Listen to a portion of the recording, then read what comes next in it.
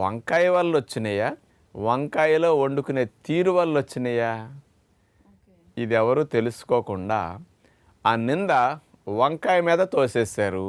రాత్రి వంకాయ కూర తిన్నాం, ఉదయానికి తేడా వచ్చేసరికి ఏం తిన్నామని ఆలోచిస్తే నైట్ తిన్న వంకాయ కూరే గుర్తొస్తుంది. వంకాయ వల్ల ఇట్లా రావట్లేదు, వంకాయ వండుకునే తీరు వల్ల ఇలా వస్తాయి అన్నమాట.